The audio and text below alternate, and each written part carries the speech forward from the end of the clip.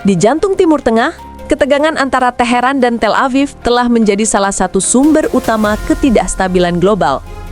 Konflik yang meletus antara Iran dan Israel hari ini adalah babak paling panas dari permusuhan yang telah berlangsung selama puluhan tahun. Namun, di balik retorika keras dan saling ancam yang kita saksikan, tersembunyi sebuah fakta sejarah yang sering terlupakan, bahwa kedua negara ini pernah menjadi sekutu dekat.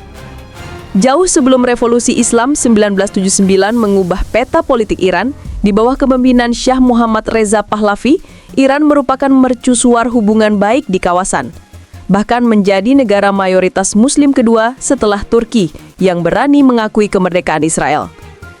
Kerjasama strategis, militer, dan ekonomi mereka di era itu menciptakan aliansi yang kuat, didorong oleh kepentingan bersama untuk menyeimbangkan kekuatan negara-negara Arab di sekitarnya. Minyak Iran mengalir ke Israel, sementara teknologi dan pelatihan Israel masuk ke Iran. Namun, segalanya runtuh dalam semalam. Kemenangan revolusi Islam pada tahun 1979 bukan hanya menggulingkan monarki, tetapi juga membalikkan total kebijakan luar negeri Iran. Shah yang pro-Barat digantikan oleh rezim teokratis yang secara ideologis menentang Israel, menyebutnya sebagai setan kecil yang harus dilenyapkan dari peta. Dalam sekejap, jembatan persahabatan itu diputus dan dua sekutu lama bertransformasi menjadi musuh bebuyutan. Sejak saat itu, permusuhan telah berkembang melalui perang proksi, serangan rahasia, dan perlombaan pengaruh di seluruh kawasan.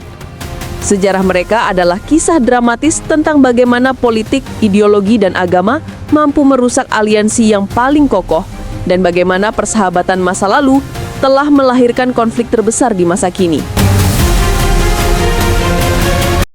Fase permusuhan pasca 1979 hingga sekarang. Titik balik revolusi Islam 1979 mengubah kerangka hubungan kedua negara dari aliansi strategis menjadi permusuhan yang didorong oleh ideologi. Pemerintah baru Iran di bawah Ayatollah Khomeini melihat Israel sebagai perpanjangan tangan Amerika Serikat dan sebuah entitas penjajah di tanah Muslim, Palestina. Permusuhan ini berkembang melalui 3 cara utama. 1. Perang proksi atau poros perlawanan. Iran tidak menyerang Israel secara langsung selama beberapa dekade, melainkan menggunakan dan mendukung kelompok-kelompok bersenjata non-negara atau proksi untuk melancarkan serangan terhadap Israel dan memperluas pengaruhnya di kawasan. Inilah yang dikenal sebagai poros perlawanan, Axis of Resistance. Hizbullah Lebanon, setelah invasi Israel ke Lebanon pada 1982, Iran membantu mendirikan dan melatih Hizbullah. Kelompok Syiah ini menjadi sekutu proksi terkuat Iran di perbatasan utara Israel dan telah terlibat dalam berbagai konflik. Hamas dan Jihad Islam Palestina di Gaza. Meskipun Hamas adalah kelompok Sunni, Iran memberikan dukungan finansial dan militer yang signifikan untuk perlawanan mereka terhadap Israel. Milisi di Suriah dan Irak. Iran menggunakan milisi Syiah di Suriah dan Irak untuk membangun kehadiran militer permanen di dekat perbatasan Israel, memicu serangan udara balasan dari Israel.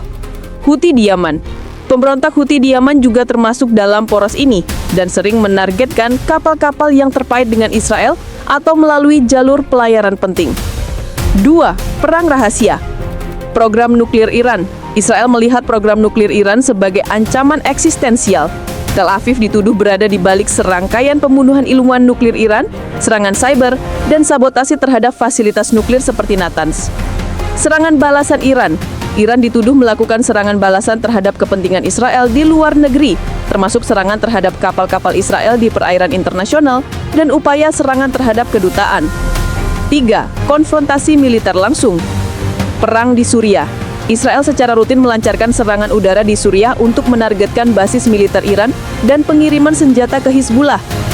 Serangan konsulat Iran di Damaskus. Pada April 2024, dalam konflik yang Anda sebutkan, serangan udara yang diduga dilakukan oleh Israel menghancurkan konsulat Iran di Damaskus dan menewaskan beberapa komandan senior Garda Revolusi. Serangan balasan Iran April 2024, Iran merespons dengan melancarkan serangan drone dan misil besar-besaran langsung ke wilayah Israel. Meskipun sebagian besar dicegah, serangan ini adalah pertama kalinya Iran menyerang Israel langsung dari wilayahnya sendiri, menandakan perubahan besar dalam aturan permainan. Harga dari perseteruan abadi.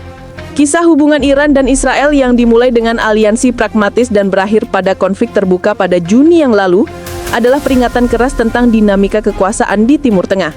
Pertempuran langsung ini, yang dimana Teheran dan Tel Aviv secara terbuka saling mengirim misil dan drone melintasi batas negara, telah meruntuhkan tembok perang bayangan dan membawa ancaman nyata bagi stabilitas global. Dampak dari perseteruan abadi ini jauh melampaui batas-batas kedua negara. Geopolitik global, konflik ini memaksa negara-negara adidaya untuk mengambil sikap, semakin mempersulit upaya diplomasi dan memperburuk polarisasi internasional. Ekonomi dunia, jalan minyak vital terancam, dan ketidakpastian memicu lonjakan harga energi global, menciptakan inflasi dan guncangan pasar di seluruh dunia, termasuk Indonesia. Ancaman nuklir, ketegangan ini juga memicu kekhawatiran terbesar bahwa jika salah satu pihak merasa terpojok, program nuklir yang menjadi fokus utama Israel dapat digunakan, mengubah konflik regional menjadi bencana yang tak terbayangkan. Pada akhirnya, perseteruan ini tidak hanya menuntut pertimbangan militer, tetapi juga jawaban atas pertanyaan mendasar. Apakah Timur Tengah akan terus terjebak dalam siklus kekerasan yang diwariskan dari ideologi dan dendam lama?